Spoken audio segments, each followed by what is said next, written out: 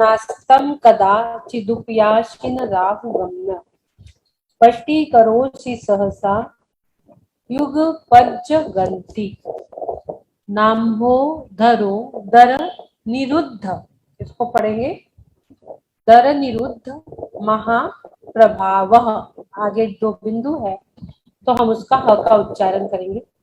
सूर्यातिशायी महिमाशी मुनीन्द्र लोके, सूर्यातिशायी महिमाशी मुनीन्द्र लोके पढ़ लेंगे इसको और फिर आप उसके शब्दार्थ लेंगे।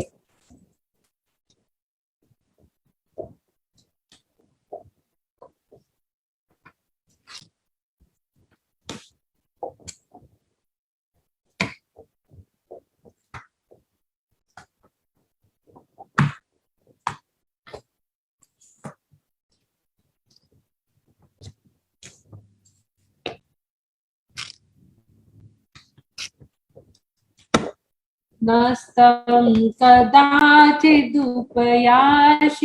राहुगम्य स्पष्टीकरोषि सहसा युगपज्जगन्ति नम्भोधरो धरणिरुद्ध महाप्रभाव सूर्यातिशायी महिमा मुनीन्द्र लोके। शब्दार्थ देखेंगे हम। नास्तं कदाचिदुपयाशी, न अस्तम यानी न प्लस अस्तम यानी जो अस्त नहीं होता। कदाचिदुपयाशी, कदाचित यानी कभी कभी, संधि विग्रह हो गया। कदाचित प्लस उपयासी, उपयासी यानी किसी भी चीज का होना, होते हुए। न राहुगम्य मतलब राहु के द्वारा ग्रसे जाते हो, न राहु के द्वारा घसे जाते हो। स्पष्टीकरोषि, स्पष्टीकरोषि यानी प्रकाशित करते हो। सहसा यानी शीघ्र ही, सहसा यानी शीघ्र ही। युगपज्जगन्ति, युगपद यानी एक साथ, तीन लोग को एक साथ प्रकाशित करने वाले युगपज्ज। जगंती यानी तीन लोग, युगपज्ज जगंती। युगपत यानी एक साथ, जगंती यानी तीनों लोग को।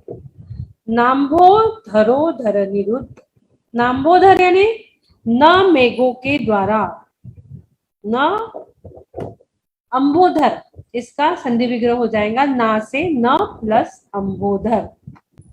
संस्कृत में एक एक मात्राओं को बचा के बहुत खुश होते, जिस प्रकार से हम लोग एक एक चीज जोड़ के खुश होते हैं अपने संसार में, उसी प्रकार से जब हमारे कोई भी महान आचार्य पंडित जी किसी भी चीज की रचना करते हैं तो संस्कृत की एक एक मात्रा बचा बचा के करते और उन्हें इतनी खुशी होती है कि एक मात्रा बचने से या एक शब्द बचने से हमारा कितना अच्छा अर्थ निकल रहा है।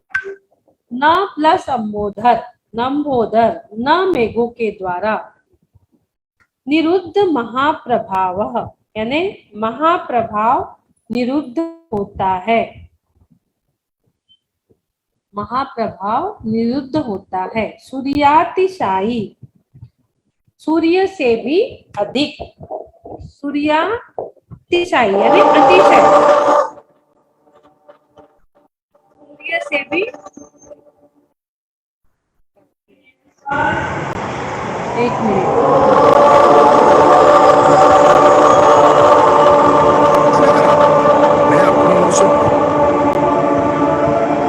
शुरू हो गया भैया।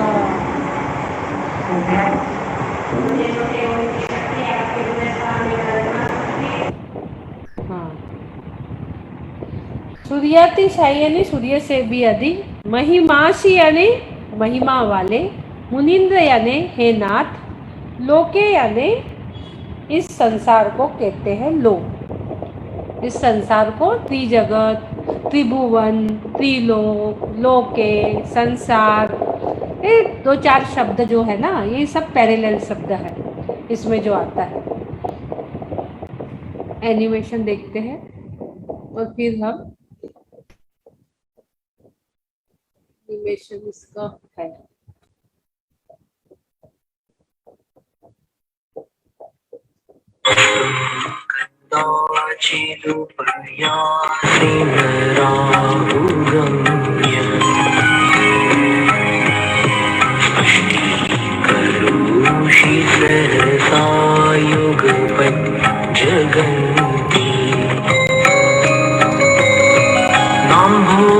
नाम्भोधरोदर निरुद्ध महाप्रभावः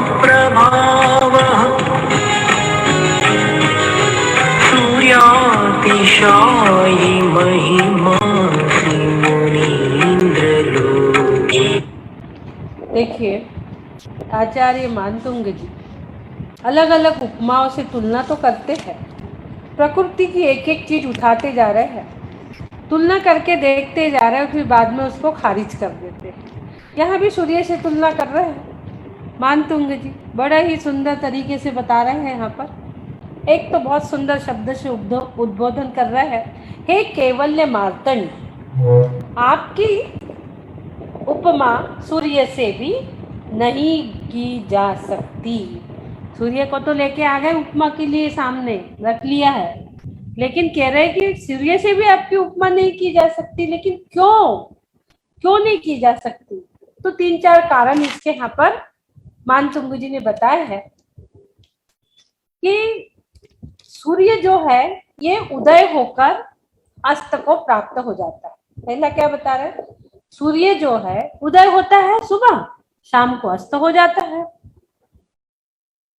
और दूसरा बोल रहे हैं कि वो राहु के द्वारा ग्रसित किया जा सकता है। राहु के द्वारा ग्रसित भी होता है ना, सूर्य ग्रहण आदि होते हैं। और तीसरा बोल रहा है वो अपना जो प्रकाश है सूर्य का, ये अंदर गुफाओं में नहीं जाता। कहेंगे गुफाएं हम देखते ना, काला घनघोर अंधेरा है, सूर्य का इतना तेज बाहर धूप रहती, लेकिन गुफाओं में अंदर रहता, उजेला नहीं रहता। हमारे घर में देख लो, कोई रूम में एकदम अंधेरा रहता है, बाहर इतनी तेज धूप है, लेकिन कोई रूम तक उजेला नहीं पहुंचता है। 3 हो गया। चौथा क्या करें? सूर्य जो है वो बादलों की ओट में छिप जाता है। कई बार सूर्य क्या होता है, बादलों की ओट में जाके छिप जाता है। ये 4 कारण बताए मानतुंग जी ने कि सूर्य से उपमा क्यों नहीं की जाती। उसका जो प्रताप है बादलों की ओट में छिप जाता है। इस प्रकार छद्मस्त लोगों द्वारा नमस्कार किए जाने वाले सूर्य की महिमा सीमित। कई लोग सूर्य को नमस्कार करते हैं, सूर्य नमस्कार सुबह उठ के करते हैं, लेकिन एक बार बेनारा जी से कोई क्वेश्चन पूछा था ऐसा, बेनारा जी से, आज हमारे बीच इतने धुरंधर विद्वान आज हमारे बीच नहीं है, बहुत दुख की बात है। तो बेनारा जी ने कहा कि अन्य लोगों में इतनी प्रचलित हो गई है सूर्य नमस्कार, और हम भी वो करने लगे, तो फिर अन्य लोगों और हम में कुछ डिफरेंस नहीं रहेगा। इसलिए अपने इसमें सूर्य नमस्कार नहीं बताया। और हमारे भगवान तो एक ऐसे अद्वितीय मार्तंड है कि जिसका जो छायिक ज्ञान है, जो छायिक ज्ञान है, छायिक जो कभी क्षय को प्राप्त होने वाला नहीं है, ऐसा जो ज्ञान है, उपशम, क्षयोपशम, छायिक, 3 शब्द आते हैं सम्यक दर्शन में। थोड़े से आप लोगों को कठिन लगेंगे जिसको नहीं पता। एक उपशम सम्यक दर्शन, एक क्षयोपशम और एक छायिक। जिसको छायिक ज्ञान हो गया तो वो छायिक ज्ञान कभी छूटने वाला नहीं है, उसका कभी अस्त होने वाला नहीं है। वो कैसा है? त्रैकालिक रूप से उदीयमान है। शुभाशुभ कर्म रूपी राहु की छाया पड़ने वाली नहीं है। आप तीनों लोक के चराचर पदार्थों को युगपद एक साथ जानने वाले अलौकिक ज्ञान जो है वो अलौकिक ज्ञान है। आपके ज्ञान गुण पर कभी किसी का आवरण नहीं, कोई आवरण पड़ नहीं सकता। और ना आपके ज्ञान गुण पे किसी का कोई आवरण है कि जो उसे ढक सके या उसे कोई बादलों की ओट में छिपा सके। आपकी महिमा जो है वो सूर्य से अलग और अतिशय वाली है, इसलिए आपकी उपमा सूर्य से नहीं की जा सकती। आपका जो केवल ज्ञान रूपी प्रकाश है, यह केवल ज्ञान रूपी प्रकाश कभी अस्त नहीं हो सकता और वो कंदरों में गुफाओं में भी उदित रहता है। वो पूरी दुनिया के एक एक भाग में आपका ज्ञान केवल ज्ञान रूपी ज्ञान गुण रूपी प्रकाश है। पहले बताए थे ना कि जो गुण है वो गुण स्वच्छंद विचरण करते हैं पूरी दुनिया में। क्यों? क्योंकि उनने आपका आश्रय ले लिया है। इसी प्रकार से यहाँ भी बताया जा रहा है कि आपका जो केवल ज्ञान रूपी सूर्य है ये कभी अस्त नहीं हो सकता, कभी राहु से ग्रसित नहीं हो सकता। जो लौकिक सूर्य है वो अस्त भी होता है, राहु से ग्रसित भी होता है, बादलों की ओट में छिप भी जाता है, लेकिन आपका केवल ज्ञान रूपी सूर्य ना तो कभी उदित होकर अस्त होने वाला है, जो एक बार उदित हो गया सो उदित हो गया, ना कभी राहु उसको ग्रसित करने वाला है, ना कभी वो बादलों की ओट में छिपने वाला है, ना कभी कुंडला और गुफाओं में जाएगा नहीं, ऐसा नहीं हो सकता। इस प्रकार से चार कारण यहाँ पर दिए हैं कि वो आपका जो ज्ञान है ये ऐसा हो नहीं सकता कि कहीं भी ना पहुंचे। केवल ज्ञान रूपी ज्ञान जो है वो युगपद एक साथ, वो सीसीटीवी कैमरा लगे ऊपर, अभी इस समय हम क्या कर रहे हैं, हमारी हर एक एक्टिविटी ऊपर कैमरे में कैद हो रही है, पूरी की पूरी युगपद एक साथ तीनों लोक को प्रकाशित करते हैं, तीनों लोक को जान सकते हैं कि कहाँ क्या हो रहा है। इस प्रकार के आपका जो ज्ञान है एक अलौकिक ज्ञान है, उस पर कोई कुछ ढक्कन नहीं है किसी प्रकार का। तो आपकी महिमा सूर्य से भी अधिक है।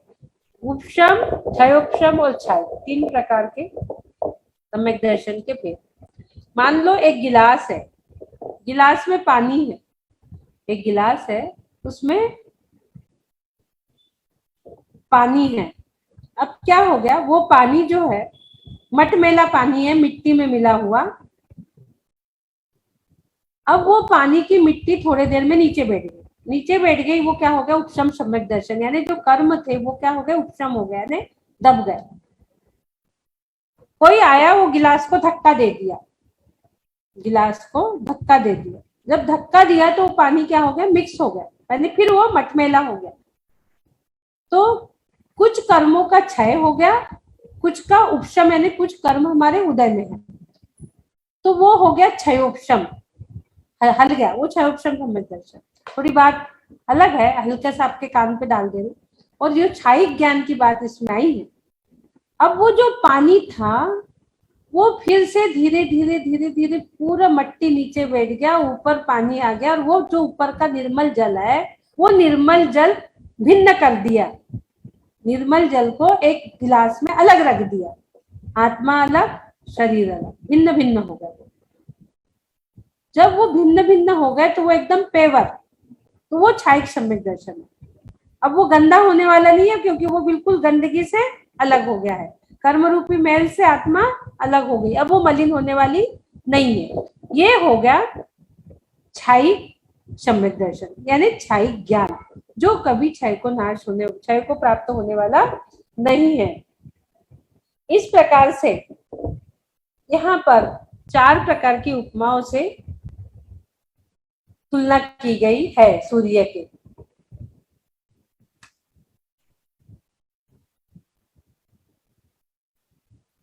हमें बहुत ही उत्तम कुल मिला है, देव शास्त्र गुरु का समागम प्राप्त हुआ है। हमें स्वाध्याय की ओर ज्यादा प्रेरणा देनी चाहिए, हमें समझना चाहिए, जरूरी है। श्लोक के अर्थ क्या है, मंत्र क्या है, रिद्धि क्या है, ये समझना हमें जरूरी है।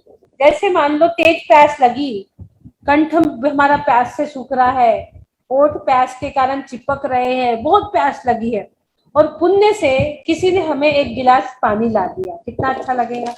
हा भाई जल्दी से पी लूं, प्यासा हूं, पानी आ गया, है ना।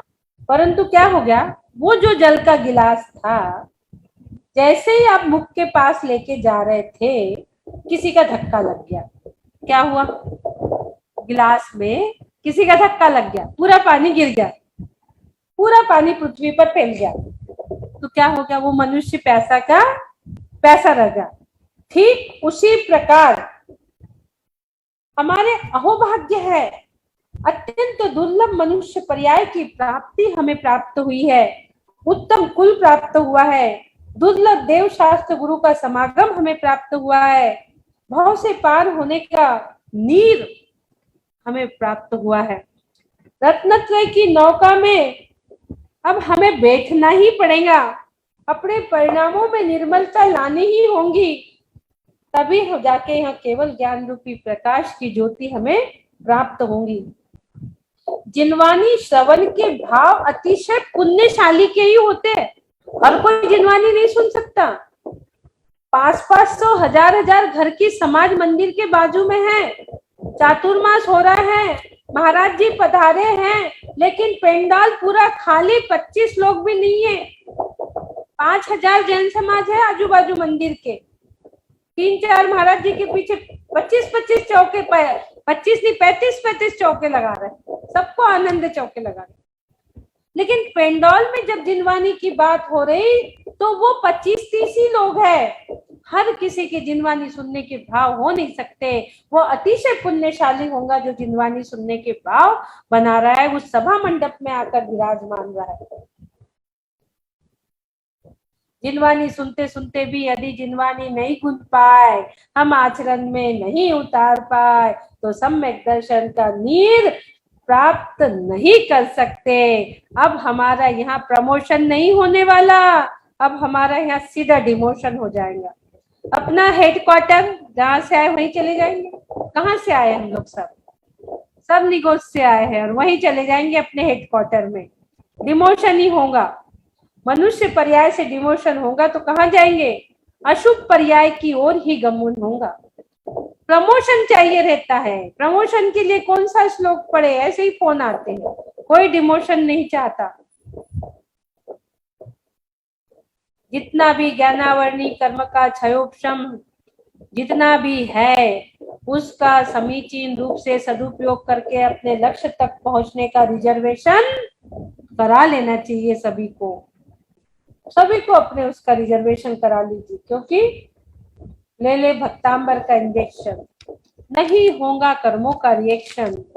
मान लो मान तुम जी का सजेशन, मान लो आदि प्रभु का सजेशन, मान लो माँ जिनवानी का सजेशन, मिल जाएगा मोक्ष का रिजर्वेशन।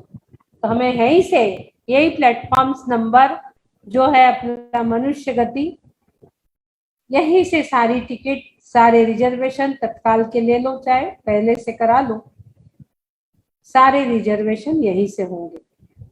ये मेन प्लेटफॉर्म है। खाओ पियो ऐश करो के लिए नहीं मिला, कर्मों की निजरा करो और रिजर्वेशन कराओ, उसके लिए प्लेटफॉर्म मिला है। लेकिन हम लोग क्या बोलते आए हैं दुनिया में खाओ पियो ऐश करो। चलिए आगे चलेंगे। इस प्रकार से यहाँ सूर्य से तुलना करते हुए सूर्य को भी खारिज कर दिया मानतुंगा आचार्य जी ने। अब आगे हम चलेंगे मंत्र के 17 नंबर श्लोक। उदर व्याधि यानी पेट से रिलेटेड कोई भी प्रॉब्लम, गैस्ट्रिक, अपेंडिक्स, उल्टी हो रही है आजकल बहुत लोगों को, स्मॉल इंटेस्टाइन, लार्ज इंटेस्टाइन में प्रॉब्लम, सबके लिए यह श्लोक बहुत ही उत्तम श्लोक है। एक बच्चा, मैं जब अमेरिका जा रही थी थोड़े दिन पहले, एक बच्चे को बहुत दिन से बॉम्बे इलाज चल रहा था, सीए पढ़ रहा था वो बच्चा,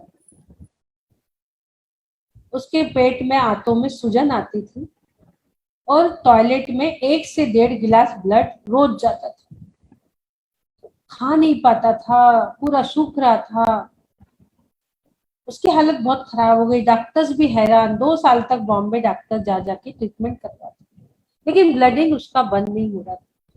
मेरे पास फोन आया, मैं भी अपने अमेरिका की तैयारी में लगी थी, जाना था तो मैंने कहा भी जितने दिन उतने दिन तो आपको ट्रीटमेंट दे देती हूँ। 17 नंबर श्लोक, 45 नंबर श्लोक और एक मेडिटेशन में उसको रोज कराती थी, चक्राज मेडिटेशन।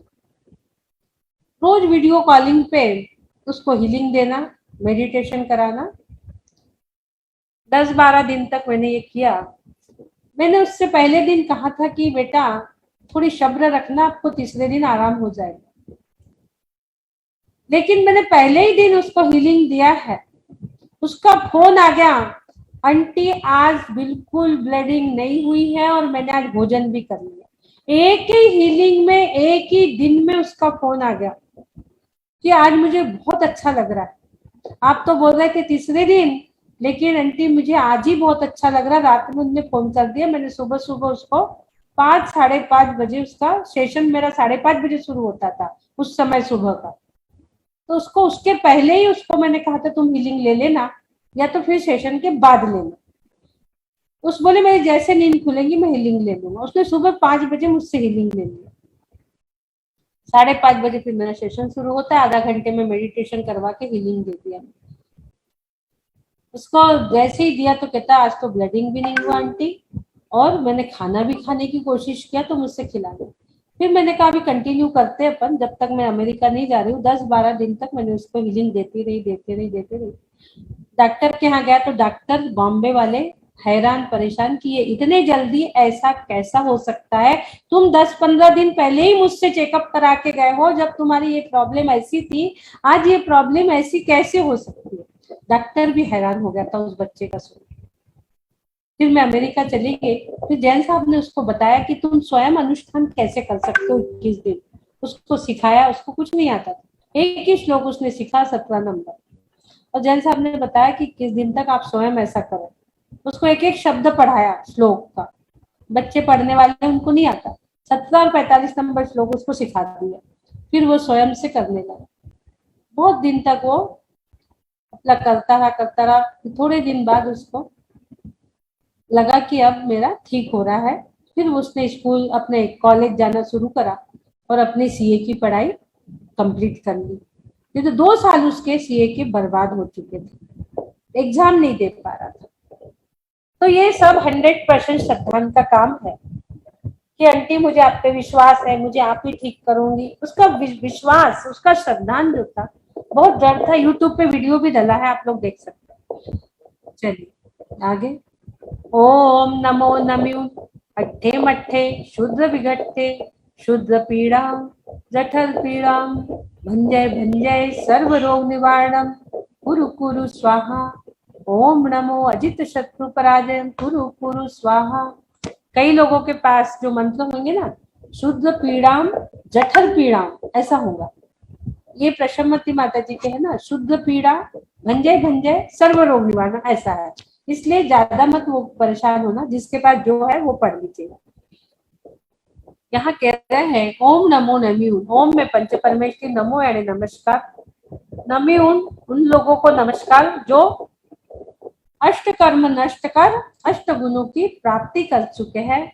शुद्ध विघट्टे शुद्ध पीड़ा, जिन्हें बार बार पेट से रिलेटेड बहुत सी पीड़ाएं बार बार होती है, जिसकी आते एक दूसरे में उलझ गई है, विघट्टे एक दूसरे में जिसकी आते उलझ गई है, और जो दर्द से पीड़ा से परेशान है, उस दर्द और पीड़ा को भंजे भंजे यानी क्या होता है, चेक को भंजा के आते ना, चेक को भंजाना है बोलते तो बैंक जाते कि नहीं, इसी प्रकार से जो ये पीड़ा है इसको भंजा यानी इसको खत्म करना है और इस पे विजय प्राप्त करना है और सब लोगों का निवारण करना है। इसलिए हे प्रभु, हे अरिहंत प्रभु, आपके चरणों में कुरु कुरु यानी बारंबार बारंबार मैं अपने आप को स्वाहा करता हूँ।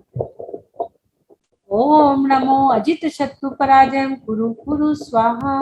ओम में पंच परमेश्वरी, नमो यानी नमस्कार। अजित शत्रु पराजय कुरु कुरु स्वाहा। इन्होंने अष्ट कर्म रूपी शत्रु को जीत लिया है, उस पर अपनी विजय प्राप्त कर ली है। अब उसे कोई पराजित कर ही नहीं सकता। ऐसे अरिहंत भगवान पंच परमेश्वरी भगवान को बारंबार नमस्कार कर उनके चरणों में स्वाहा करते हैं। वृद्धि। ओम ह्रीम रम नमो अष्टांग महानिमित्त कुशलानाम झोम झोम नमः स्वाहा। ऐसे रिद्धिधारी मुनिराज जिन्हें अष्टांग निमित्त रिद्धि प्राप्त है उन्हें नमस्कार नमस्कार नमस्कार। अष्टांग निमित्त यहाँ जो आया है अष्टांग महानिमित्त, अष्टांग महानिमित्तों से कुशल है जो, यानी महानिमित्त जैसे 8 कौन से अंग, स्वर, लक्षण, चिन्ह, भौम, अग्निकोश, स्वप्न और अंतरिक्ष, इन 8 निमित्त जो है उससे 8 निमित्तों से शुभ अशुभ जानने वाले रिद्धिधारी मुनिराज को है नमस्कार किया गया है। ये रिद्धियां है जो हमारे आचार्य धर्षेन जी थे जिन्होंने पुष्पदंत बुद्धबली जी को अपना ज्ञान दी था, वो निमित्त ज्ञान के ही धारी थे। उनने अपने निमित्त ज्ञान से ही जाना था कि मैं अति वृद्ध हो चुका हूँ, मेरे पास समय बहुत कम है और मैं अपना ज्ञान किसी का नहीं दूंगा अंग पूर्व का तो मेरे साथ ही लोप हो जाएगा। ऐसा उन्होंने निमित्त ज्ञान से जान लिया था और अपना जो अंग शुद्ध का एक देश ज्ञान था उनके पास थोड़ा सा, वो ज्ञान उन्होंने पुष्पदंत बुद्धबली महाराज जी को दिया था। आगे हम चलेंगे 18 नंबर, 17 नंबर उदर व्याधि निवारक हो गया। अब 18 नंबर पे हम चलते हैं।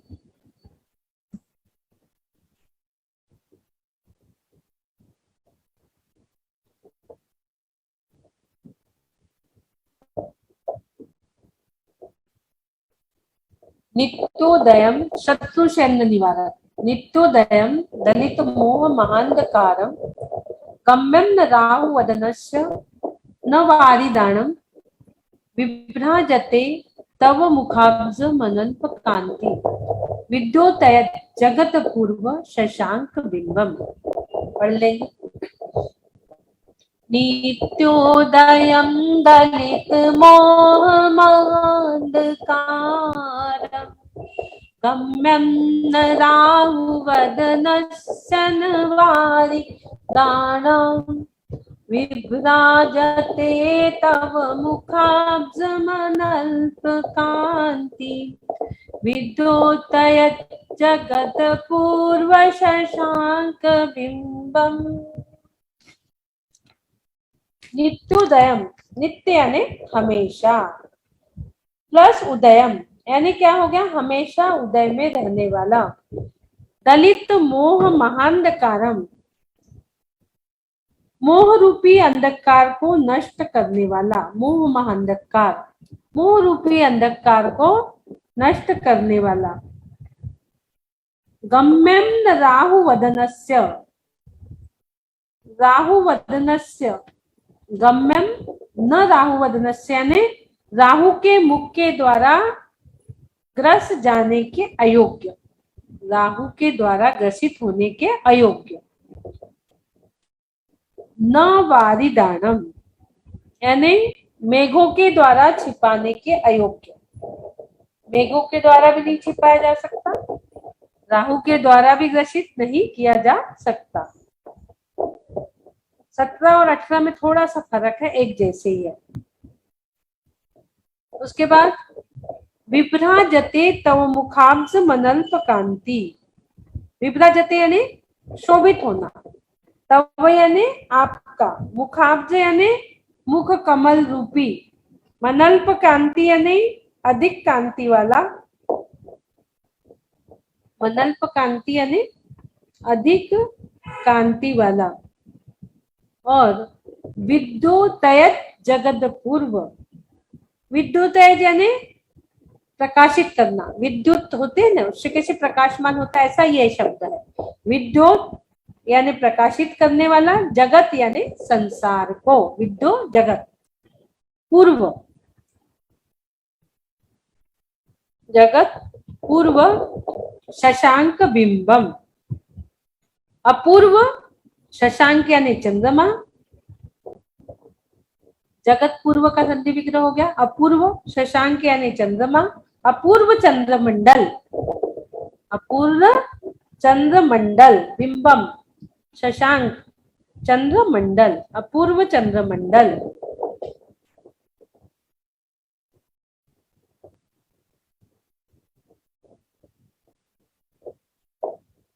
द्योतयन्मोहमान्धकारम्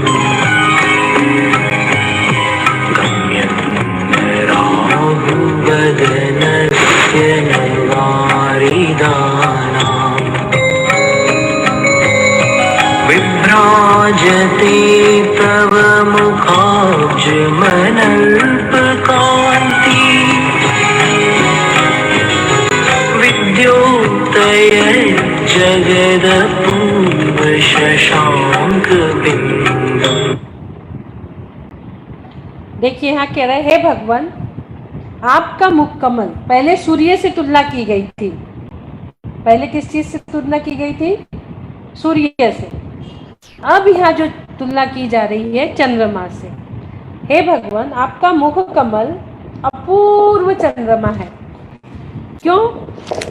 हम लोग जब भी मंदिर जाते, भगवान के दर्शन करते, तो हमें क्या मिलती है? शांति, शीतलता। अरे बोलते ना, निरखो अंग अंग जिनवर के, जिनसे झलके शांति अपार। निरखो अंग अंग जिनवर के, जिनसे झलके शांति अपार। तो हमें प्रभु के पास जाने से क्या मिलती है? शांति मिलती है। इसलिए यहाँ अपूर्व चंद्रमा कहा है, क्योंकि चंद्रमा दिन में अस्त हो जाता है। चंद्रमा जो होता है वो दिन में अस्त हो जाता है, रात में वो निकलता है और दिन में अस्त हो जाता है। पर आपका जो मुख चंद्र है वो हमेशा उदित होता है, हमेशा उदित रहता है। चंद्रमा तो सिर्फ अंधकार को नष्ट करता है, लेकिन आपका मुख चंद्र क्या नष्ट करता है पता है? बाहर का अंधकार तो ठीक है, पर अंतरंग में जो मोहरूपी अंधकार अनादि से चला आ रहा है, वो मोहरूपी अंधकार को और अज्ञानता को भी नष्ट करता है। चंद्रमा तो राहु के द्वारा ग्रसा जाता है, पर आपका मुख चंद्र को राहु कभी ग्रस नहीं सकता। भगवान के मुख चंद्र को कभी राहु ग्रसित नहीं कर सकता। चंद्रमा को तो बादल छिपा लेता है अपने अंदर, लेकिन प्रभु के मुख चंद्र को बादल नहीं छिपा सकते। चंद्रमा की कांति हमेशा हमेशा बढ़ती रहती है। अपूर्व चंद्रमा से तुलना की गई है। जो मुख कमल है ये चंद्रमा की कांति के समान हमेशा बढ़ती रहती बढ़ती रहती। जिस प्रकार चंद्रमा की कांति बढ़ती है, चंद्रमा सिर्फ मध्यलोक को प्रकाशित करता है। चंद्रमा सिर्फ मध्यलोक को प्रकाशित करता है, लेकिन आपका मुख चंद्र जो है ये तीनों लोक को प्रकाशित करता है। क्या करता है? आपका मुख रूपी चंद्रमा तीनों लोक को प्रकाशित करता है। इसलिए यहाँ पर अपूर्व चंद्रमा क्या है? 4 चीजें इसमें भी बताई है, और 4 चीजें 17 नंबर में भी, और 4 चीजें 18 नंबर में भी बताई गई है।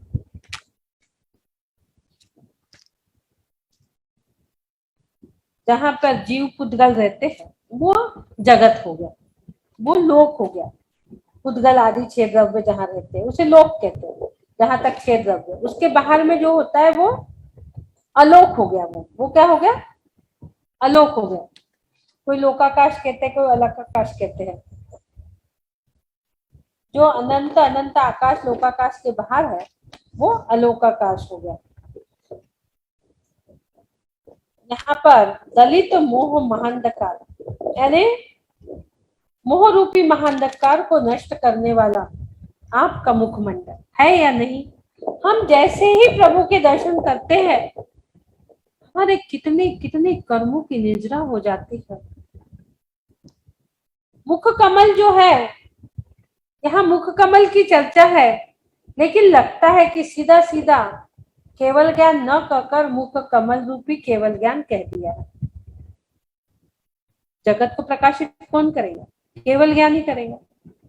मुख कमल यानी केवल ज्ञान, सीधा सीधा केवल ज्ञान शब्द न लाके मुख कमल कह दिया। क्योंकि अनंत अवस्था जब होती है तो परम औदारिक शरीर होता है, वहां पे मुख कमल लिया जा सकता है। परंतु सिद्ध अवस्था में शरीर रहित अशरीरी अवस्था प्राप्त होती तो वहां मुख कमल की कल्पना नहीं कर सकते, लेकिन अर्हंत अवस्था में मुख कमल की चर्चा कर सकते। मोक्ष मार्ग को बताने वाला अनंत अनंत काल की जो मिथ्या मोह में हम पड़े हुए उसको नष्ट करने वाला यह भक्तांबर हमें मोक्ष मार्ग तक लेके जाने वाला है। एक बार केवल ज्ञान हो गया सो हो गया, वो वापस संसार में आने वाला नहीं है। अकेला जो ज्ञान है वो मात्र एक केवल ज्ञान है, बाकी चार ज्ञान तो एक दूसरे के साथ में रह लेते हैं। ये केवल ज्ञान में चारों ज्ञान समाविष्ट हो जाते हैं, परंतु केवल ज्ञान फिर भी होता अकेला है। ये मोक्ष मार्ग जो है ना, ये हाईवे नहीं है, ये वन वे है। इस पर केवल जाना ही जाना होता है, आने का कोई काम ही नहीं है। एक बार केवल ज्ञान हो गया तो जाना ही है, पक्का पक्का हो गया कि अब आप मोक्ष जाने वाले हो। इस प्रकार से यहाँ पर चार चीजें, चंद्रमा को लेकर 17 में सूर्य माँ और 18 में चंद्रमा और 19 में दोनों को खारिज कर देंगे मानतुंगी की। बहुत सुंदर है 19 नंबर। इसकी रिद्धि मंत्र लेते हैं। ओम नमो भगवते जय विजय मोहे मोहे स्तंभय स्तंभय स्वाहा। ओम नमो शास्त्र ज्ञान बोधनाय परम रिद्धि प्राप्ति जय कराय। राम रीम क्रोम श्रीम नमः। ओम नमो भगवते शत्रु सैन्य निवारणाय यम यम यम सूर विध्वंसनाय नमः। क्लीं ह्रीं नमः। ओम नमो भगवते, यहाँ नमस्कार किया गया है भगवान को, और जय विजय मोह मोह स्तंभ स्तंभ। धीरे धीरे जिन्होंने मोह को किलित कर दिया, नष्ट कर दिया है, धीरे धीरे जिन्होंने मोह पे विजय प्राप्त कर ली। क्यों? क्योंकि सारी दुनिया में मोहनी कर्म का राज चलता है, उस पे विजय प्राप्त करना इतना आसान नहीं है। 10वें गुणस्थान की बात है, जब मोहनी कर्म जाता है और अनंत सुख की प्राप्ति होती है। तो मोहे मोहे स्तंभ स्तंभ, धीरे धीरे जिन्होंने मोहनी स्तंभ मोहनी कर्म को स्तंभित यानी किलित कर देना, किसी भी चीज को जिसको किलित कर दिया, रोक दिया, खत्म कर दिया, ऐसे हमारे भगवान को यहाँ नमस्कार किया गया है। ओम नमो शास्त्र ज्ञान बोधनाय, जिनको शास्त्र का ज्ञान बोधि की प्राप्ति हो गई और जिनको परम रिद्धि की प्राप्ति हो गई, ऐसे रिद्धिधारी मुनिराज को यहाँ पर जय जयकार कर रहे हैं और नमस्कार कर रहे हैं। राम रीम क्रोम श्रीम नमः। राम रीम क्रोम श्रीम जैसे बीजाक्षर से निर्मित जो यह मंत्र बना है, ये शत्रु सैन्य स्तंभक है। राम रीम क्रोम श्रीम 4 बीजाक्षर की जाप यदि आप देते हो, कोई भी आपका अड़ोसी पड़ोसी शत्रु है तो वह शत्रु पक्ष से आप बचाव आपका हो सकता है। राम रीम क्रोम श्रीम शत्रु सैन्य स्तंभक इसे माना जाता है। इसलिए भगवान का जो दैदीप्यमान मुखमंडल की यहाँ बात हुई है, वो चंद्रमा से भी अप्रतिम है, चंद्रमा से भी अप्रतिम है वो, और आत्मशक्ति के विस्फोटक और वशीकरण बीजों का वो जनक है। यम यम यम, यह जो बीज है यम, यह मंगल बीज कहा जाता है। यह, और जो छोटे बच्चे होते हैं हमारे, जो चंचल होते हैं, चंचल बच्चों के मन को रोकने के लिए, उन्हें एकाग्र करने के लिए ये सहायक होता है।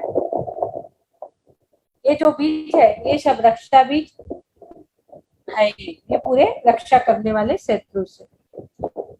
ओम नमो भगवते शत्रु सैन्य निवारणाय, शत्रु को नष्ट करने के लिए और चंचलता को विध्वंस करने के लिए जो अनादिकाल से मोहनी कर्म रूपी चंचलता हमारे अंदर है, उसको विध्वंस करने के लिए हम आपको नमस्कार कर रहे हैं। क्लीम ह्रीम नमः। क्लीम आपको पता है महाशक्तिवाचक, ह्रीम पता है आपको 24 तीर्थंकर, उनको हम नमस्कार करते हैं।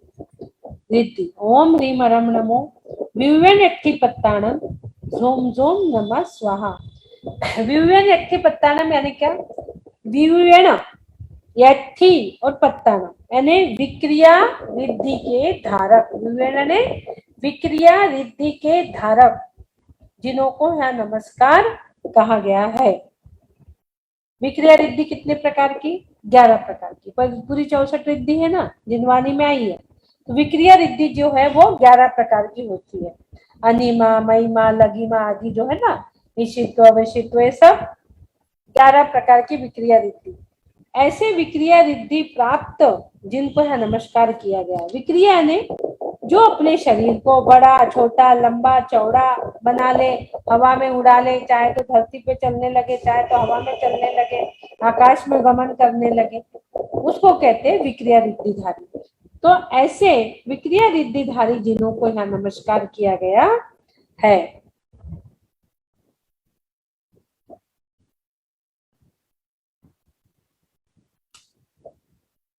यहाँ पे एक बात ध्यान में रखना, जो मुखमंडल की बात है वो केवल ज्ञान की बात है। मुखमंडल यानी केवल ज्ञानी है।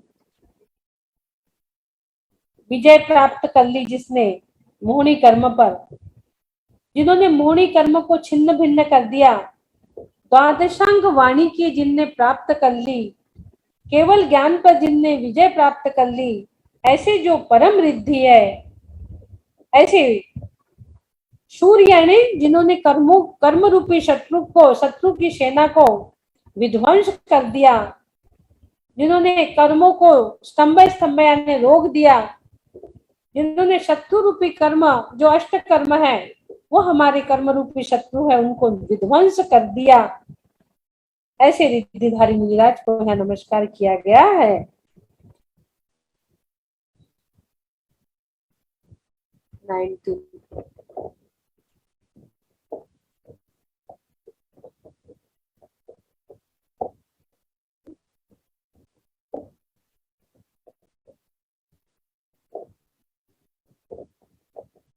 उन्नीस नंबर बहुत अच्छा श्लोक है। जिन्हें जॉब नहीं लग रही है, प्रमोशन नहीं हो रहा है, पैसों की प्रॉब्लम है, इसके लिए 19 नंबर श्लोका बहुत अच्छा है। अमेरिका में बच्चे समय नहीं मिलता तो गाड़ी में जाते जाते 19 नंबर श्लोक सुनते हैं और कहते हैं हमारी जॉब लग गई, हमारा प्रमोशन हो गया। कान में लगा लेते हैं यूट्यूब से और सुनते सुनते ऑफिस पहुंच जाते हैं। पढ़ेंगे। किम सर्व ऋषु शशि नान्नी विवस्वतावा। किम सर्व ऋषु युष्मन् मुखेन्दु दलितेषु तमस्सु नाथ। निष्पन्नशाली वनशालिनी जीवलोके कार्यं कियत् जलधरिर् जलभार नम्रे। पढ़ लेंगे। किम सर्वरीषु शशिनान्नि विवस्वतावा युष्मन्मुखेन्दुदलिते शुतमशुनाथ। निष्पन्नशाली वनशालिनी जीवलोके कार्यं कियत् जलधरिर् जलभार नम्रे। किम सर्व ऋषु, सर्व ऋषु यानी रात में, सर्व ऋषु यानी रात में, किम यानी क्या प्रयोजन है, शशि नान्नी, शशि नान्नी यानी चंद्रमा को कहा गया है। शशिना यानी चंद्रमा और अन्नी यानी दिन में, अन्नी यानी दिन में, सर्वऋषु यानी रात में, और शशि नान्नी है, इसका संधि विग्रह हो गया नान्नी, नान्नी यानी दिन में। विवस्वतावा यानी सूर्य से, विवस्वतावा यानी सूर्य से। युष्मन मुखेन्दु दलितेषु तमस्सु नाथ, युष्मन मुखेन्दु यानी आपके मुख चंद्र द्वारा, दलितेषु यानी नष्ट हो जाने पर, तम यानी अंधकार, तमसु यानी अंधकार के, तमसु यानी अंधकार के, नाथ, नाथ यानी स्वामी, निष्पन्न, निष्पन्न यानी पके हुए, शालीवन, निष्पन्न शालीवन शालिनी, निष्पन्न यानी पके हुए और शालीवन एक शब्द हो जाएगा यहाँ और शालिनी एक हो जाएगा। शालीवन यानी धान्य के खेतों से, शालीवन, वन यानी खेत, धान्य के खेत, तो शालिनी यानी शोभायमान, शालीवन और शालिनी, शालिनी यानी शोभायमान। जीवलेख यानी संसार में। कार्यम कियत जलधरिर जलभार नम्रे, कार्यम यानी काम रह जाता है, कार्यम यानी जो कार्य रह जाता है। कियत यानी कियत जलधरे, किय प्लस जलधरे, कियत यानी कितना, जलधरे यानी मेघों के द्वारा, मेघों को कहा गया है मेघों से। जलभार नम्रे, जलभार नम्रे यानी पानी के भार से झुके हुए, नम्रीभूत हो गए, पानी के भार से जो झुक चुके हैं। एनिमेशन।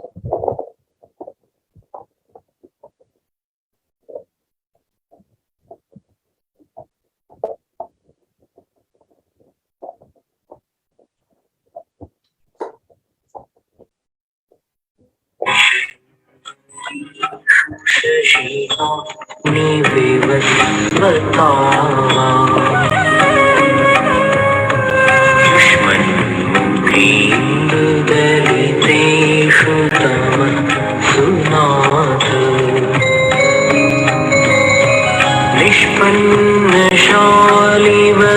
निष्पन्नशालिवनशालिनी जीवलोके,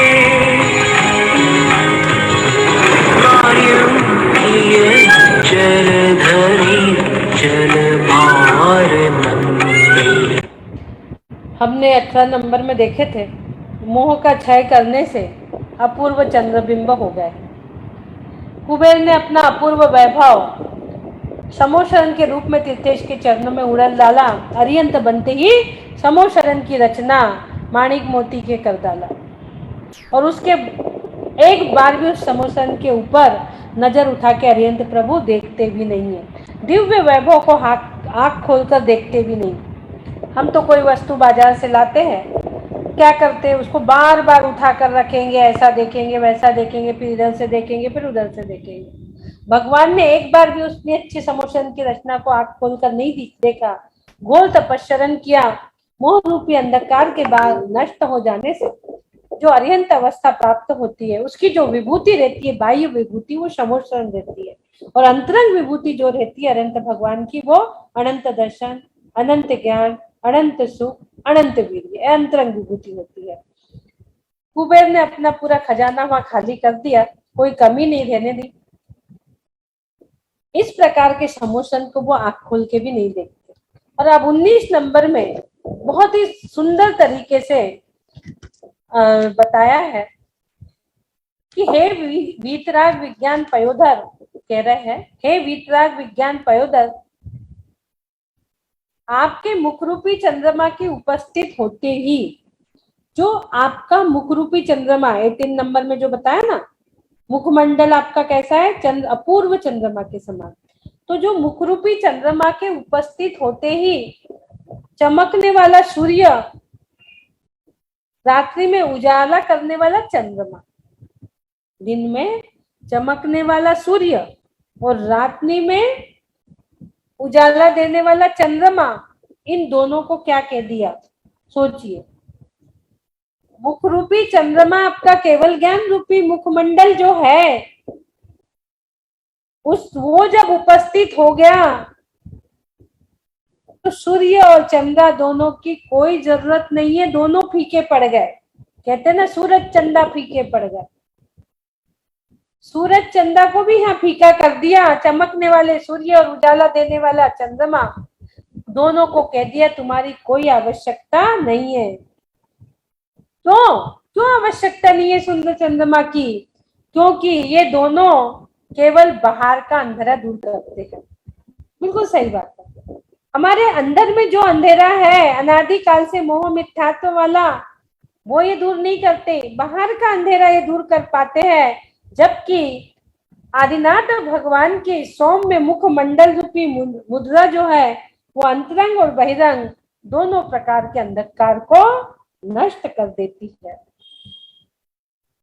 जिस प्रकार धान्य की फसल पक जाने पर पानी का बरसना कैसे होता है? निरर्थक होता है, कोई मतलब नहीं, और वो खराब ही करेगा अनाज को, हानिप्रद ही रहता है। उसी प्रकार जो आपके मुखमंडल का अस्तित्व है, आपके अस्तित्व के आगे सारी चीजें फीकी है। आपका जो अस्तित्व है वो नगण्य है।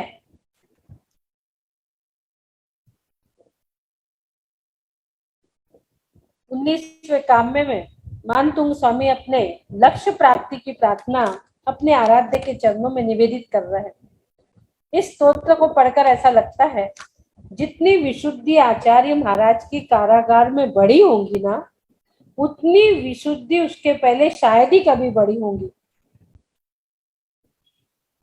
विपरीत मत चले जाना साधु की परिणति, उसका चिंतन हमेशा विशुद्ध ही रहता है। साधु वही है जो हर क्षण अपनी आत्मा के साधना में रत रहता है। भक्ति में बढ़ने वाली विशुद्धि की चर्चा यहाँ पर चल रही है। भगवान के चरणों की भक्ति में विशुद्धि अधिक अधिक अधिक होती है जब मन संसार और संसारियों से दुखी होता है। जब भी दुखी होते हैं तो प्रभु के पास हम भागते और उनकी भक्ति करने लगते हैं।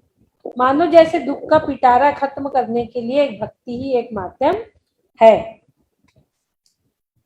जब हम दुख को दुख पे दुख इस संसार में देखते हैं, परेशान हो जाते हैं, तो हम कहाँ जाते हैं, क्या करते हैं?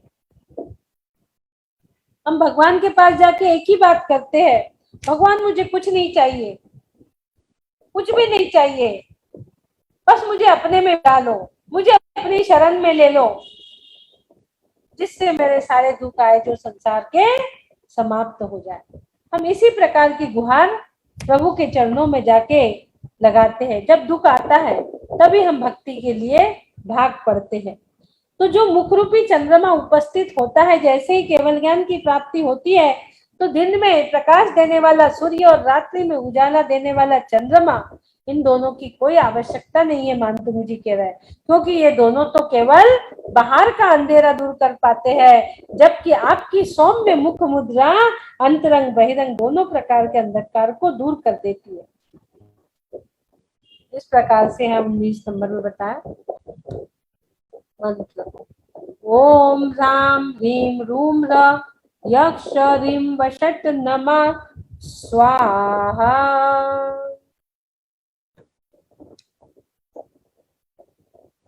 ये जो इसमें ओम राम ह्रीम रूम र आए हैं ना शब्द, ये जो शब्द है ये बीजा अक्षरों से निर्मित जो पद है, इसका मंत्र तंत्र प्रभाव उच्चाटक है।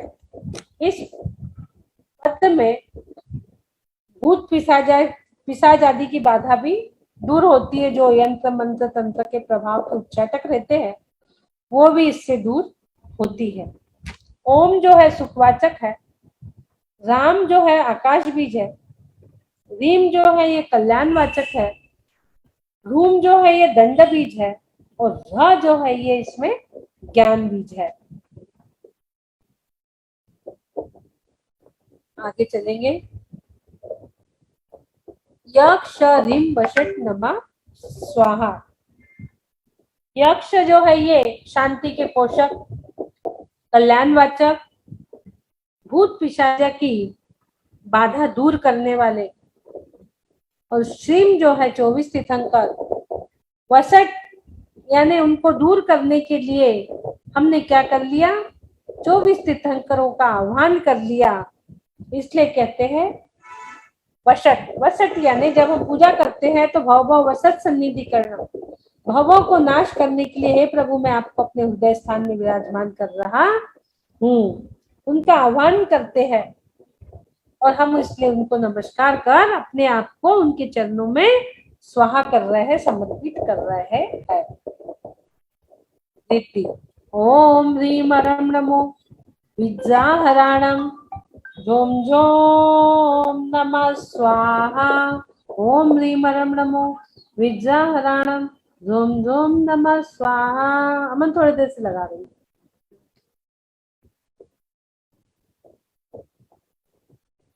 विद्याहरणम,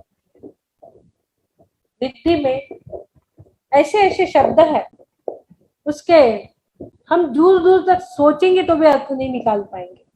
विद्याहरणम यानी उन विद्याधारी जिन्हों को नमस्कार किया गया है। कौन से विद्या? जो विद्या 3 प्रकार की होती है, एक जाति की विद्या, कुल की विद्या और दूसरी तप की विद्या। 3 प्रकार की विद्या होती है। जाति की विद्या यानी जो मातृपक्ष से प्राप्त विद्याएं होती है वो जाति की विद्या होती है। जो पितृपक्ष से विद्या प्राप्त होती वो कुल की विद्याएं होती है। और तप की विद्या क्या है? जो हम उपवास से प्राप्त करते हैं, अपने नियम से, संयम से, उपवास से, वो तप विद्या कहलाती है। इस प्रकार की जाति और कुल की विद्याएं और तप की विद्याएं 3 प्रकार की कही गई है। यहाँ विद्याधर उनको कहा गया है जो सिद्ध की हुई एवं प्राप्त की हुई सभी प्रकार की विद्याओं का परित्याग कर दिया है। विद्याहरणम यानी क्या हो गया? जो विद्याएं थी, जो सिद्धि उनने प्राप्त की थी, उन सभी विद्याओं की क्या कर दी? जिन्होंने हरणम यानी जिनने परित्याग कर दिया है। यानी कौन हो गए वो सिद्ध की हुई विद्या से काम लेने की इच्छा नहीं करते। जो उनने विद्या सिद्ध है उन्हें उसका दुरुपयोग नहीं करते कि तप के लिए उसका उच्चारण कर रहे हो, या भूख लग गई तो भोजन आ जाए इसलिए उसका विद्या का उपयोग कर रहे हो। नहीं, जिन्होंने ऐसी विद्या सिद्ध की थी लेकिन उसको भी हराए यानी उसका भी त्याग कर दिया, उनकी विद्याओं को काम लेने की इच्छा भी नहीं करते, वो विद्याओं से कोई काम लेने की जो इच्छा भी नहीं करते, केवल अज्ञान निवृत्ति के लिए उन्हें धारण करते हैं, ऐसे विद्याधर जिन कहलाते हैं। इस चिन्ह के माध्यम से यहाँ पर हम उन्हें नमस्कार कर रहे हैं और भावना भाना है कि ऐसी विद्याएं हमें भी प्राप्त होए। इस प्रकार से यहाँ पर विद्याहरणम का मतलब बताया है।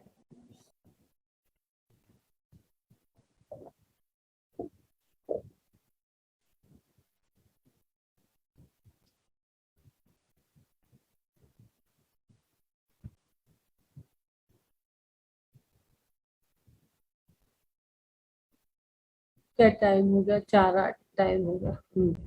चलिए, किसी को कुछ पूछना है? 3 तो हो गए हमारे। 20 नंबर कल ले लेंगे।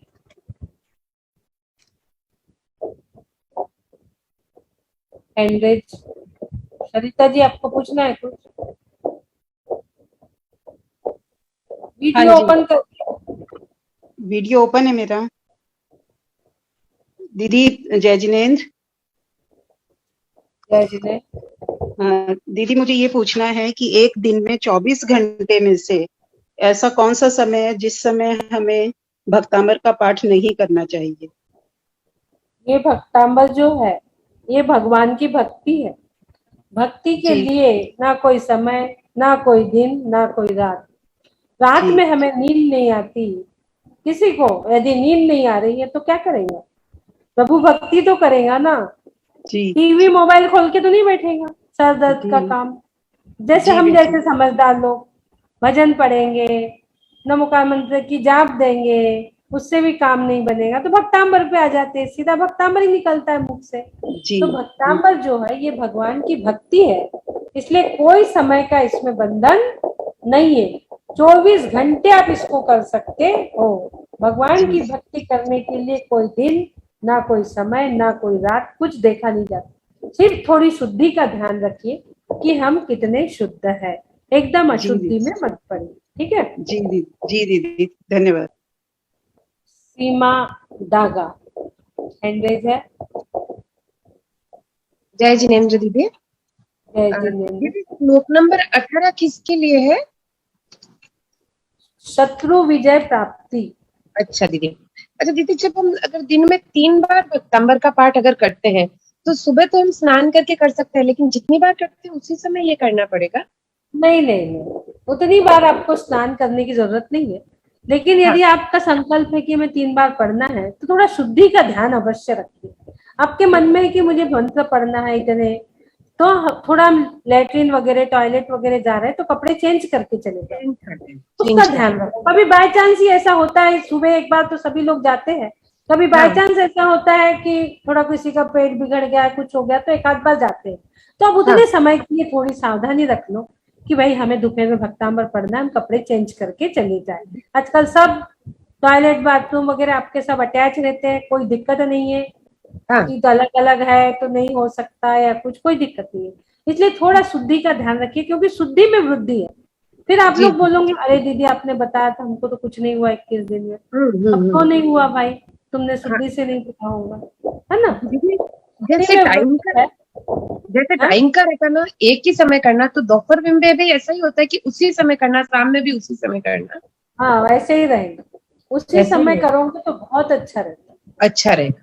थैंक यू इधर दीदी। उधर समय करते हो तो वो हाँ थोड़ा सा कम प्रभाव होता है उसका। जी। और एक ही समय करते हैं तो देवी देवता को भी पता है कि इतने बजे यहाँ भक्ति होती है, तो वो आके हमें सहायक बनते हैं हमारे। थैंक यू दीदी। हाँ जी चंदा जी। जय जिनेन्द्र दीदी। जय जी। लास्ट क्लास में मैं नहीं थी, तो मेरे को 16 नंबर का श्लोक है, किसके लिए आप एक बार बता देना। 16 नंबर। हाँ 16। 15 नंबर। 16। इंसोम्निया, जिन्हें नींद नहीं आती, 15 नंबर। वो तो 15 लिखा हुआ है। 15 15। नहीं, मैं 16 पूछ रही हूँ, 16वां नंबर। 16 विक्ट्री के लिए, विजय प्राप्ति। शत्रु विजय प्राप्ति। हाँ सभी चीजों, किसी भी चीज में आपको विजय प्राप्ति चाहिए, तो 16 नंबर। 18 नंबर। शत्रु विजय मतलब शत्रु को नष्ट करने की। नहीं नहीं, वो तो 16 हो गया ना। नहीं, सिर्फ किसी भी चीज में विक्ट्री, विजय प्राप्ति 16 नंबर। 16 इज और विक्ट्री। शत्रुता को नष्ट करना है तो 18 नंबर। ओके ओके ओके, ठीक है। दोनों और के दीदी। थोड़ा सिमिलरली आता है। ओके। हाँ। शत्रुता नष्ट करना है तो 18 नंबर। ओके। और दीदी, मेरे हस्बैंड को हार्ट बीट स्किप्स हो रही है उनके, मतलब ये कार्डियो रिलेटेड प्रॉब्लम नहीं है, बट जब हार्ट बीट ईसीजी करवाते हैं ना तो उसमें मिसिंग हार्ट बीट्स बता रहे हैं। जैसे हार्ट जैसे पंप होता है ना, रिदम साथ में नहीं है, रिदम बराबर नहीं है हार्ट बीट का। तो उनको लेफ्ट साइड पेन रहता है। जहाँ पेन हो रहा है, लेफ्ट साइड पेन रहता वहां है पर, और जहाँ पेन हो रहा है वहां पे फर्स्ट फिंगर से अ लिखिए। ओके। अ लिखिए हाँ। और किस 9 बार मतलब ऐसे कोई कलर या ऐसी उंगली से लिखूं मैं? उंगली से अ लिखिए। मैं आपको वीडियो भेज देती हूँ आपका, हाँ। वो उनका वीडियो वो आप देख लीजिए। कार्डियो रिलेटेड प्रॉब्लम नहीं है, बट जोर से बोलते हैं या किसी से झगड़ा हो जाता है या थोड़ा भी इमोशनल हर्ट होते हैं तो वो क्या हाँ चेस्ट में पेन आ जाता है, और हार्ट हार्ट बीट बराबर नहीं है, मतलब 2 बार बीट होता है। वो हार्ट बीट का ज्यादा कम होती होंगी। या हाँ हाँ हाँ। तो वो अबीजाक्षर आप लिख लो, ओके। अबीजाक्षर लिख लीजिए। हम्म। ठीक है। उसको जहाँ पे परेशानी हो रही वहां लिख लीजिए, है ना। हाँ, ये कितनी बार लिखूं दिन में, एक बार? हाँ, मैं अब उसका वीडियो दिखा देती हूँ आप हाँ लोग को, ठीक। आपकी थेरेपी है ना, मैं उसका ओके वीडियो ओके। लगा देती हूँ, ऐसे समझाऊंगी तो। हाँ हाँ ठीक है। ओके।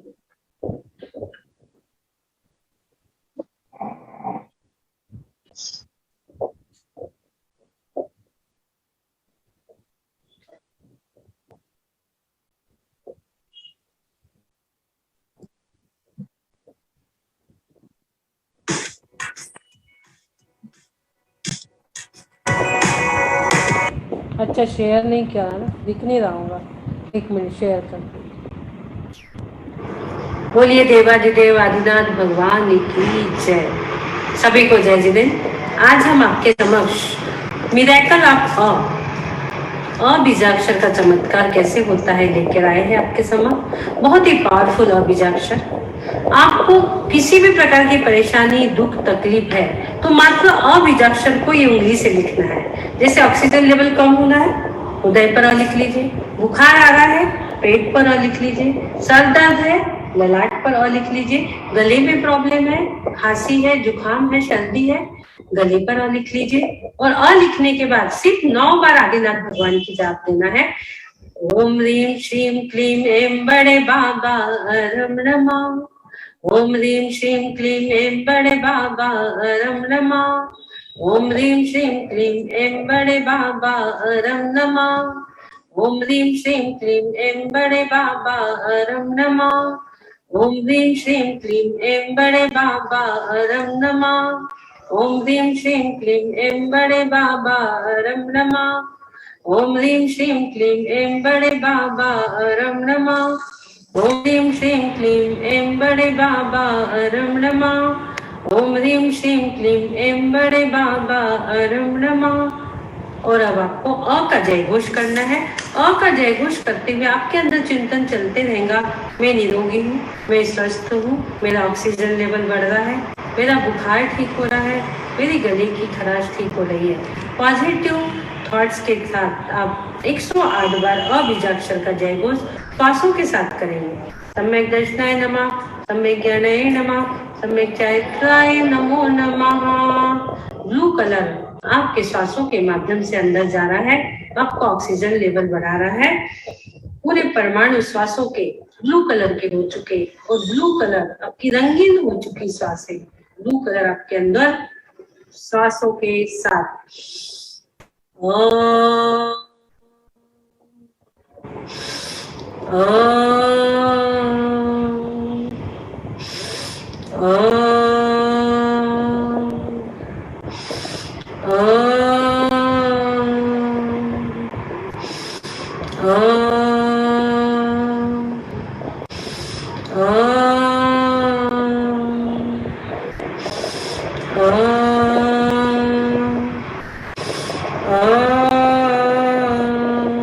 सम्यक दर्शनाय नमः, सम्यक ज्ञानाय नमः, सम्यक चारित्राय नमो नमः। आपको पूरा 108 बार बोलना है। मैंने 9 बार आपको बोल के बताया। अपने आप को ऑटो सजेशन दीजिए, मैं ठीक हो रहा हूँ। और इस प्रकार से आप करेंगे और फिर आप मिरेकल देखेंगे। एक बार करने से ही आपका ऑक्सीजन लेवल बढ़ेगा, बुखार भी आपका कम होगा, गले की खराश, सर्दी, जुकाम, सारी परेशानी, आपको स्वेलिंग है, पैरों में तकलीफ है, दर्द है, सारा ऐसे ठीक होगा। धन्यवाद सुनने के लिए और इसका जरूर सभी लोग उपयोग करें। यूट्यूब पे डला है, डॉक्टर अर्चना वी जैन का यूट्यूब चैनल देखें, सब्सक्राइब भी करें और लोगों को तक ये पहुंचाएं। धन्यवाद।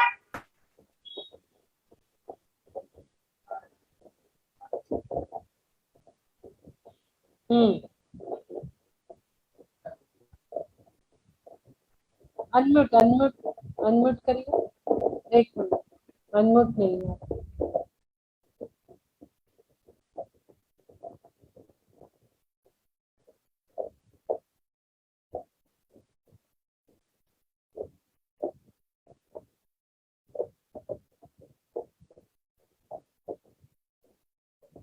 हाँ दीदी मैं कर सकती हूँ उनके लिए, अगर वो नहीं करे तो मैं। आप करिए, आप ही करिए। अच्छा, उनके उस पर लिख दीजिए और आप करिए। और संकल्प लेना। 45 नंबर श्लोक और पम बीजाक्षर की माला हार्ट बीट बढ़ाएंगी। कौन सा नंबर? 45 नंबर श्लोक। 35 और 45 35 एंड 45 दोनों? 35 नहीं, सिर्फ ओनली सिंगल 145। 45 ओके ओके, ठीक है दीदी, थैंक यू। हाँ शकुंतला जी। अच्छा, घुटने में जब दर्द रहता है तो उसको नाभि प्राणायाम लिखते हैं।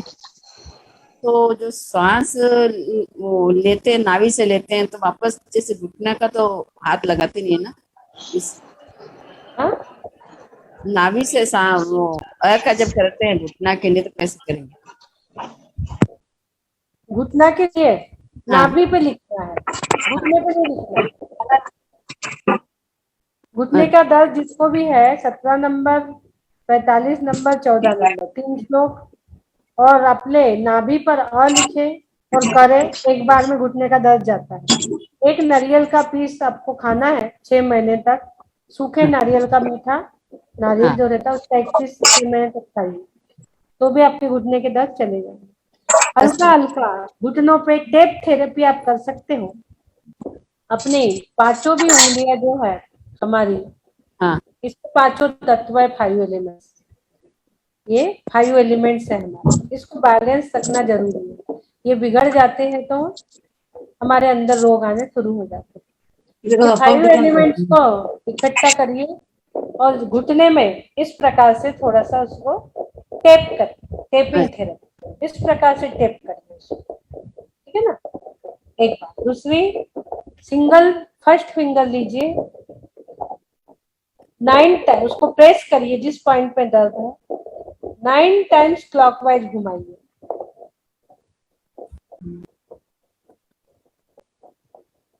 राम रीम रोम रह, राम रीम रोम रह, 9 टाइम्स। और हाथ उठा ले, फिर हाथ रखना वापस और एंटी क्लॉकवाइज 7 टाइम। राम रीम रोम रह, राम रीम रोम रह, राम रीम रोम रह, राम रीम रोम रह, राम रीम रोम रह। इस प्रकार से आप उसको कर सकते हो तो भी दर्द जाएगा। ये 2-3 प्रकार की थेरेपी मैंने आपको बताई, आप ये करिए। अ बीजाक्षर बहुत पावरफुल है, सिर्फ अ करिए पहले, तो अ से भी आपका काम बन जाएगा।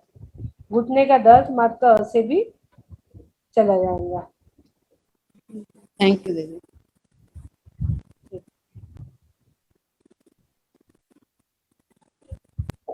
हो गए सबके? कौन रहा?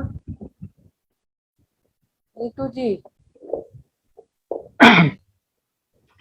दीदी दीदी ये छठे श्लोक जो है इसमें ये श्राम श्रीम श्रूम श्रा हम सम था, इसका थोड़ा सा मतलब समझना था। इसका था का मतलब था जो है ये था लक्ष्मी सहायक, था जो है लक्ष्मी सहायक बीजाक्षर है।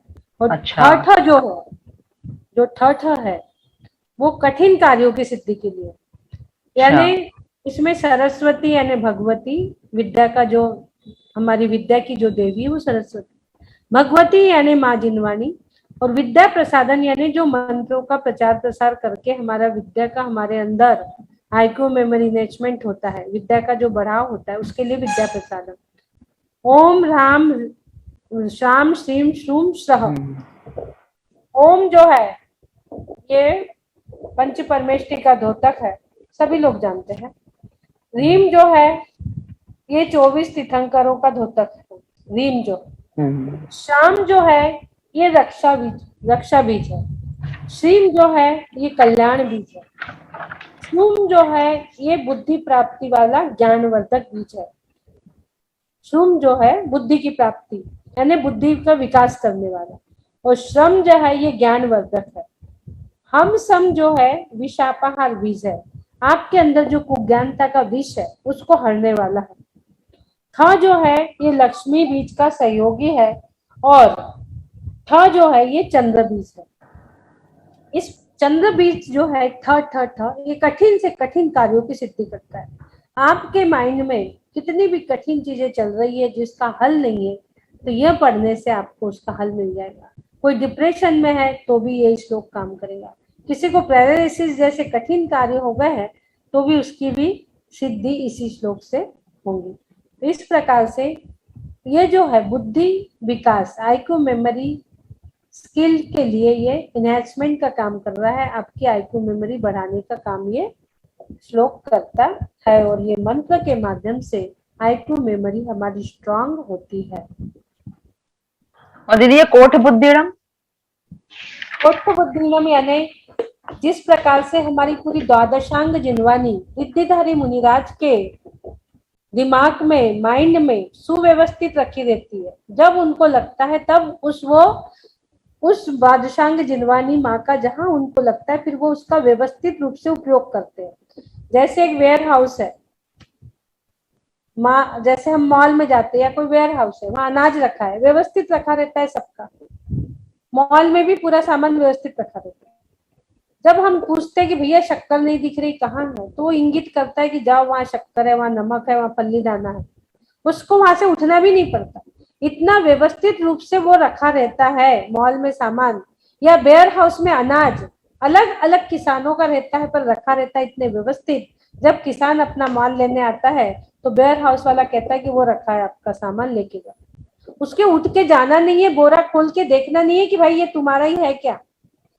इतने अच्छे से व्यवस्थित रूप से, ऐसी प्रकार पूरी द्वादशांग जिनवानी जिनके अंदर व्यवस्थित रूप से है, ऐसे रिद्धिधारी मुनिराज को नमस्कार किया गया है। क्यों? क्योंकि हमारी भी बुद्धि का विकास इसी सुव्यवस्थित सुबुद्धि के साथ हो और हमें बोधि की प्राप्ति हो। प्राप्ति। हम आपको बारंबार नमस्कार करते हैं। ठीक है, ठीक है। ठीक हो गया? कौन बचा? ही ना?